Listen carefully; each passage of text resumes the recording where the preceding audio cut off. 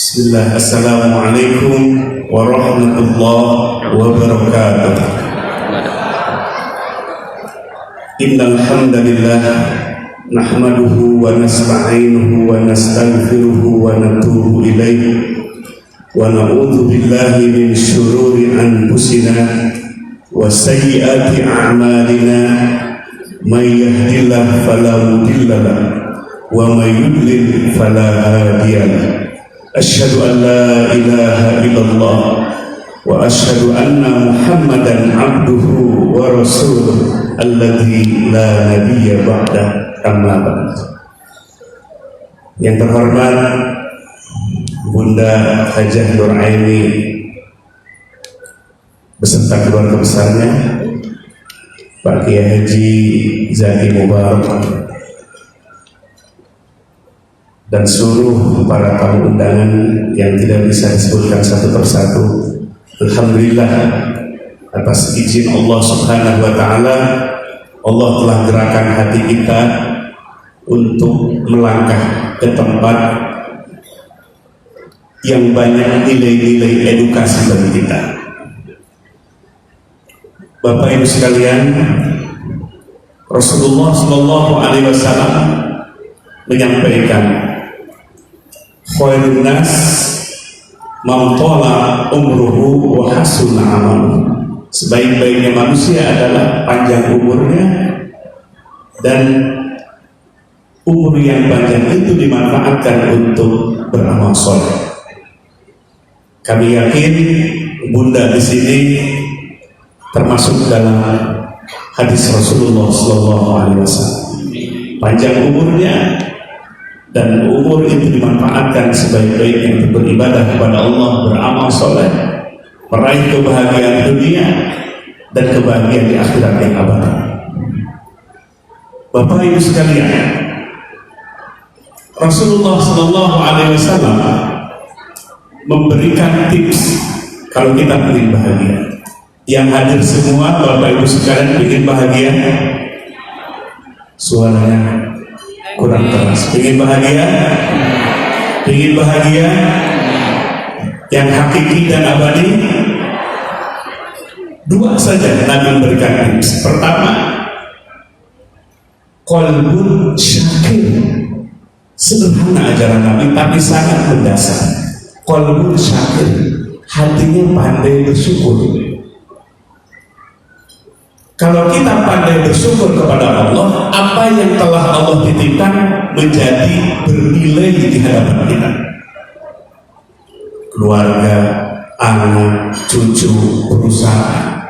Apa yang Allah titipkan kepada kita, kalau disyukuri itu tersambung kepada yang memberinya. Bukan hanya asik dengan pemberian, tapi hati tersambung bahwa Allah lah Al-Wahhab Ar-Razzaq, sang pemberi rezeki. Hati yang bersyukur kepada Allah bahagia. Maka Bapak Ibu sekalian, usia 90 tahun masih eksis memberikan kemanfaatan kepada orang lain. Salah satu tadi tips dari Nabi, qalbun syakir, hatinya pandai bersyukur. Apa yang Allah titipkan disyukuri, Allah sang pemberi, menjadi sangat berarti bagi kita apapun yang Allah titipkan kepada kita. Sebab Nabi sudah bersabda, rata-rata umur umatnya itu, Bapak Ibu sekalian, beliau mengatakan bahwa kebanyakan umur umatku antara 60 sampai 70 tahun. Amalu ummati ma baina sittin ila sab'in. Rata-rata umur umatku antara 60 sampai 70. Nabi sendiri 63 tahun.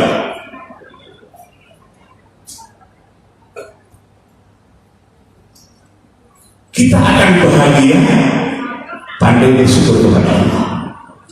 Kita tidak akan mampu menghitung nikmat-nikmat Allah. Untuk memudahkan bersyukur kepada Allah, Syekh Ibnu Athaillah As-Sakandari dalam hikamnya, beliau mengkategorikan nikmat itu dua bagian. Pertama adalah nikmatul ijad, nikmat eksistensi. Nikmat kita diwujudkan sebagai manusia. Ibu sekalian, manusia ini luar biasa. Mari kita lihat nikmat dalam kategori yang pertama ini, nikmatul ijad, nikmat eksistensi. Kita dihadirkan di panggung bumi ini menjadi manusia, di mana manusia ini adalah yang terbaik penciptaan dibandingkan dengan makhluk yang lain. Allah berikan akal, Allah berikan hati, panca indera yang sempurna, diberi ilmu, kenikmatan yang luar biasa. Bahkan ada potensi besar dalam diri kita, itulah ruh manusia. Manusia memiliki dua elemen, jasmani dan ruhani. Jasmani dari tanah, ruhani ini yang luar biasa penciptaannya. Wa nafakhtu fihi min ruhi. Allah berfirman, aku tiupkan sebagian ruhku ke dalam fisik manusia. Siapapun juga yang namanya manusia di muka bumi ini, ruhnya ditiupkan oleh Allah langsung. Inilah potensi pertama yang sangat besar yang patut kita syukuri. Ditiupkan oleh Allah menjadi ruh kehidupan, dan sifat ruh ini, Bapak Ibu sekalian, abadi selamanya. Meninggal itu hanya perpisahan jasmani dengan rohani, perpindahan alam rohani dari alam dunia menuju ke alam yang abadi. Tidak mati rohani kita. Nikmat eksistensi ini, Bapak Ibu sekalian, kalau kita dalami, betapa malu kepada Allah. Gak minta dulu, ada gak sebelum lahir bikin proposal dulu, ingin lahir jadi manusia? Gak ada. Ini adalah pure anugerah dari Allah, tanpa meminta, tanpa mengajukan, tanpa permohonan, apalagi tanpa usaha. Subhanallah, kita dijadikan sebagai manusia fi ahsani taqwim, penciptaannya saja terbaik dibandingkan dengan makhluk yang lain. Salah satu keunggulannya, manusia diberikan ruhani dari tiupan Allah Subhanahu wa Ta'ala. Bapak Ibu sekalian, maka ruhani inilah yang abadi sifatnya, berbeda dengan jasmani yang berasal dari tanah akan kembali kepada tanah. Karena ruh inilah yang akan menghadap kepada Allah dan memasuki alam keabadian. Maka rohani inilah yang harus tetap kita pelihara, kita jaga, supaya rohani kita tetap menyaksi kepada Allah. Sebab semua ruh manusia tanpa terkecuali pernah bersaksi kepada Tuhannya. Al-A'raf 172, alastu bi rabbikum qalu bala syahidna.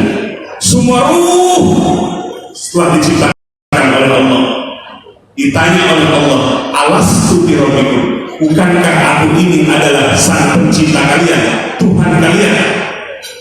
Qalu, semua ruh termasuk kita di antaranya, siapapun juga manusia, jawab dengan jawaban yang sama, bala, tentu benar, syahidna, kami bersaksi. Semua ruh manusia tanpa terkecuali, walaupun berbeda-beda etnis, berbeda-beda suku, berbeda-beda agama, berbeda-beda kepercayaan, semua ruh manusia pernah menyaksi kepada Allah Subhanahu wa Ta'ala dengan pengakuan yang tulus bahwa Allah adalah Roh sebagai Tuhan, sebagai sang pencipta, sebagai sang pemilik. Bapak Ibu sekalian, rohani yang berasal dari Allah akan kembali kepada Allah. Maka pelihara, jaga kefitrahannya supaya rohani kita selalu menyaksi kepada Allah. Manusia bukan hanya dimensi jasmani. Jangan sampai kita berinteraksi hanya dengan yang bersifat materi saja. Jangan sampai kita berinteraksi keseharian hanya dalam dimensi yang fisik saja.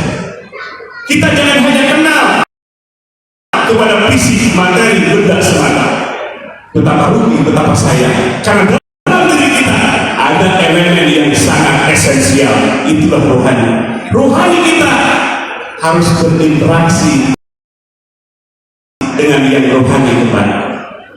Di kanan kita ada malaikat raqib yang berbentuk rohani. Di kiri kita ada malaikat atid yang mencatat keburukan kita berbentuk rohani. Rohani yang terpelihara akan selalu menyaksi masuk ke ruang dimensi metafisik.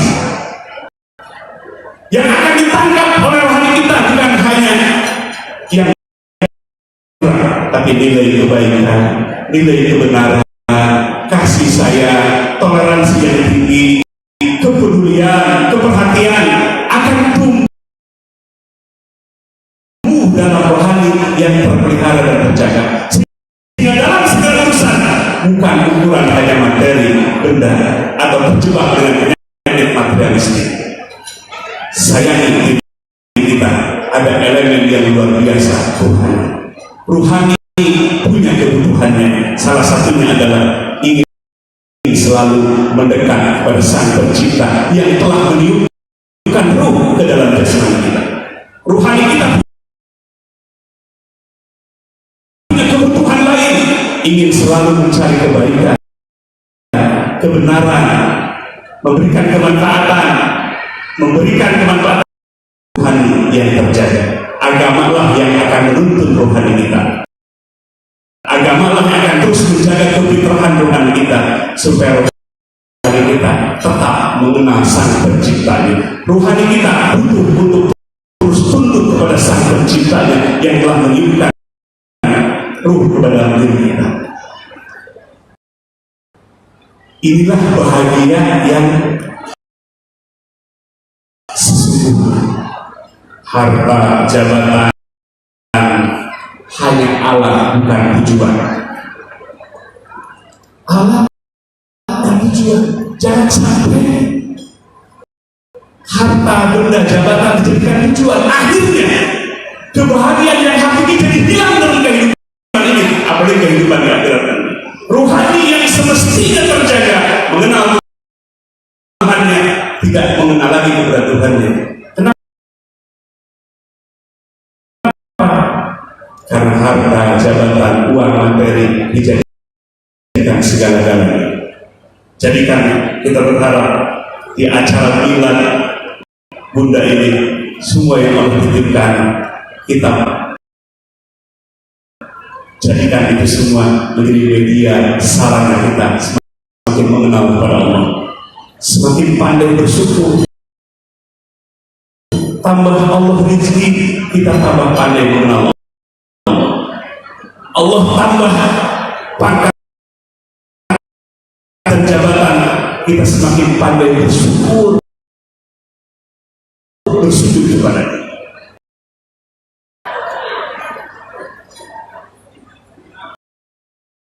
Kita temui dalam Al-Quran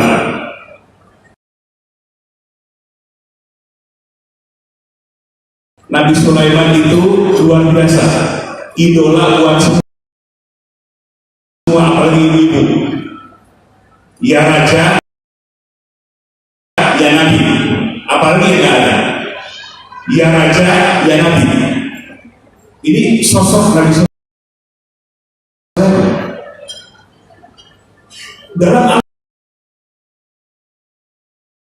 Al-Quran Allah berikan dasar yang besar,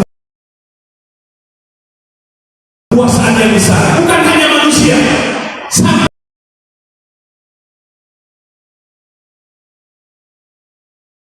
jin pun menjadi wilayah. Tidak pakai Garuda.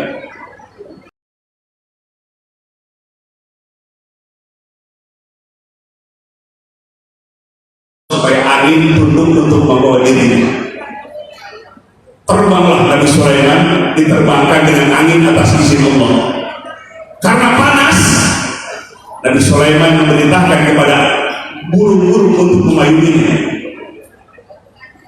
Kemudian ketika peristiwa tersebut, Nabi Sulaiman di atas kekuasaan Allah dibandingkan dengan hamba-hamba yang lainnya, kekuasaan, ilmu, harta, otoritas digenggam. Ketika itu di bawah sana ada petani atau rakyat jelata yang menyaksikan kehebatan Nabi Sulaiman, lalu keluar dari mulutnya satu kalimat, Subhanallah. Kagum dengan Nabi Sulaiman, Subhanallah, terbang di angkasa sana. Lalu kalimat Subhanallah itu Allah perintahkan kepada angin untuk membawanya menghadap kepada Nabi Sulaiman, dan Nabi Sulaiman mendengar kalimat Subhanallah. Apa yang terjadi Bapak Ibu sekalian? Di atas kekuasaan, di atas anugerah yang besar, ketika kalimat Subhanallah masuk ke telinganya, langsung beliau gemetar. Beliau gemetar, pucat pasi mukanya. Kemudian beliau perintahkan kepada angin stop, berhenti terlebih dahulu. Nabi Sulaiman meneteskan air mata, gemetar tubuhnya mendengar kalimat Subhanallah. Lalu, wahai angin, bawa aku kepada orang yang menyebutkan kalimat Subhanallah ini. Angin membawa Nabi Sulaiman di hadapan rakyat jelata yang kagum-kagum dengan Nabi Sulaiman yang melafalkan kalimat Subhanallah. Apa Subhanallah? Yang suci Allah. Semua makhluk di langit dan di bumi tunduk kepada Allah. Subhanallah, ma fis samawati wal ardh. Tunduk bertasbih kepada Allah, makhluk yang di langit maupun yang di bumi. Itu kalimat Subhanallah. Setelah datang Bapak Ibu sekalian, rakyat jelata yang kagum dengan Nabi Sulaiman gemetar. Nabi Sulaiman yang ada di angkasa tiba-tiba sudah ada di hadapan. Pikiran buruknya, salah apa saya? Salah apa saya? Sang raja, sang nabi datang menemui. Lalu Nabi Sulaiman bertanya, hei bulan, tolong jawab dengan jujur. Apakah engkau tadi mengucapkan kalimat Subhanallah? Kata si rakyat jelata sambil bergetar-getar, dia mengucapkan kalimat terbata-bata, benar wahai Nabi Allah. Disusul Nabi Sulaiman mengatakan, hei bulan, seandainya kalimat Subhanallah yang artinya suci Allah, maha suci Allah, tunduk di langit dan di bumi kepada Allah, ditimbang kalimat Subhanallah itu dengan maknanya, dengan kerajaanku, singgasanaku, maka lebih berat kalimat Subhanallah di mataku. Lalu kalimat Subhanallah itu ditimbang kembali, lalu kerajaanku, singgasanaku dilipat gandakan beratnya, masih berat kalimat Subhanallah. Itulah yang membuat Nabi Sulaiman alaihissalam bergetar hatinya ketika mendengar kalimat Subhanallah, nama Allah disebutkan. Padahal kekuasaan sedang dilimpahkan kepada dirinya. Kekuasaan, harta, terkenal tidak membuat dia lupa diri. Dia tidak mengagungkan jabatan, dia tidak mengagungkan kekuasaan, tidak mengagungkan yang lainnya. Yang diagungkan dalam hatinya hanya Allah semata. Inilah orang yang hebat, kekuasaan besar, tapi justru hatinya tidak tertarik dengan itu semua. Kekuasaannya hanya dijadikan alat dan media untuk dakwah, untuk menyampaikan ilmu Allah, untuk menyebarkan kebaikan dan kemanfaatan. Semakin Allah berikan kekuasaan kepadanya, tambah pandai bersyukur. Keluarlah kalimat doa dari Nabi Sulaiman, Rabbi auzi'ni an ashkura ni'mataka allati an'amta 'alayya ila akhir. Ya Rabb, ajarkan aku supaya aku pandai bersyukur. Udah pandai bersyukur, masih berdoa kepada Allah, ya Rabb, ajarkan kepadaku supaya aku pandai bersyukur. Padahal sudah rajin, sudah pandai bersyukur. Semakin diberi nikmat oleh Allah, semakin mengenal kepada pemberinya, tidak terjebak dengan pemberian. Kita butuh semua menjadi hamba-hamba yang pandai bersyukur kepada Allah, semakin mengenal kepada yang memberi, tidak terjebak dengan pemberiannya. Justru pemberiannya manfaat adanya, menjadi media dan sarana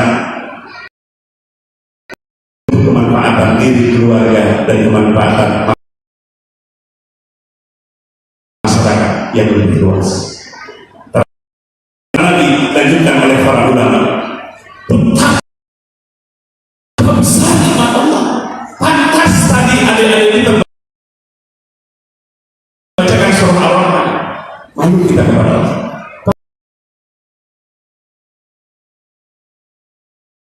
Bi'ayyi ala'i rabbikuma tukadziban. Nikmat mana lagi wahai jin dan manusia yang akan kalian bisa sempurna nikmat Allah. Kalau kita pandai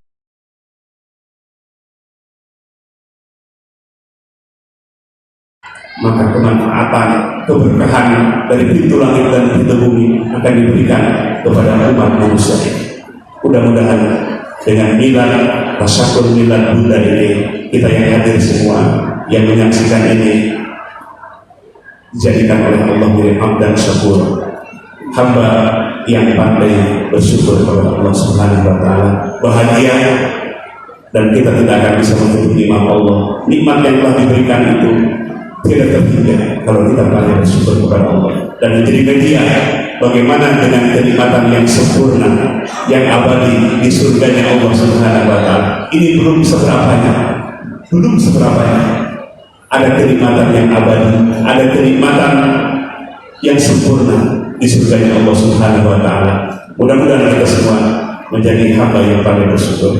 Mari Bapak Ibu sekalian dengan segala kerendahan hati angkat tangannya tinggi-tinggi, karena ini adalah acara tasyakkur. Mari kita berdoa kepada Allah Subhanahu wa taala. Tundukkan kepalanya, pejamkan matanya sejenak, hadirkan hatinya bersama Allah.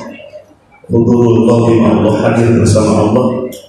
Allahumma salli ala sayyidina wa habibina wa syafi'ina wa maulana Muhammad wa sallim wa radiyallahu tabaraka wa ta'ala an kulli sahabati rasulika ajma'in. Allahumma ja'alna hadina mahdiyin wa radhalina wa la tudillin barun rahimun jawadun karim. Allahumma ftah lana futuhal anbiya wal awliya bijudika wa karamika ya arhamar rahimin. Ya Rabb, ampuni seluruh dosa-dosa kami. Kami tidak akan mampu menghitung dosa yang pernah kami perbuat, kezaliman yang diperbuat oleh mata kami, mulut kami, tangan dan kaki kami. Ampuni dosa kami seluruhnya ya Allah. Walaupun dosa kami banyak, lebih banyak ampunan. Walaupun dosa kami besar, lebih besar ampunan. Ya Rabb, ampuni dosa kedua orang tua kami, ibu yang telah mengandung, yang telah melahirkan, ayah yang telah menafkahi dengan jerih payah, dan kami belum bisa berbuat baik kepada mereka. Bahkan ada di antara kami orang tua yang sudah pulang ke alam barzakh. Jadikan alam barzahnya rawdatun min riyadhil jannah, di taman-taman surga yang membahagiakan mereka. Ya Rabb, tumbuhkan dalam hati kami maqam syukur, hati yang pandai bersyukur kepada kami. Tidak akan mampu menghitung nikmat-nikmat yang telah Engkau berikan kepada kami. Tumbuhkan rasa syukur kami kepada Engkau. Tambah rezeki kami, tambah mengenal kepada kami. Engkau tambah rezeki kepada kami tambah pandai sujud dan rukuk kepada. Rabbana hab lana min azwajina wa dhurriyyatina qurrata a'yun waj'alna lil muttaqina imama. Ya Rabb, jadikan kami sebagai imam di dalam keluarga untuk istri dan anak-anak kami. Mampukan kami membimbing keluarga kami dengan cahaya, tegak di atas jalan-Mu ya Rabb. Ya Rabb, jadikan anak-anak kami generasi yang terbaik. Engkau wariskan kepada mereka ilmu nafi, ilmu yang bermanfaat. Berikan kepada mereka rezeki yang penuh dengan keberkahan. Di saat kami sudah ada di alam barzakh, di saat kami nanti sudah ada di alam kubur, ada anak cucu kami yang menggantikan kami sujud, yang menggantikan kami rukuk, yang menggantikan kami dakwah, yang menyebarkan kemanfaatan kepada orang lain. Rabbana atina fid dunya hasanah wa fil akhirati hasanah wa qina adzabannar. Wa sallallahu ala sayyidina Muhammadin wa ala alihi wa sahbihi wa sallam walhamdulillahi rabbil alamin.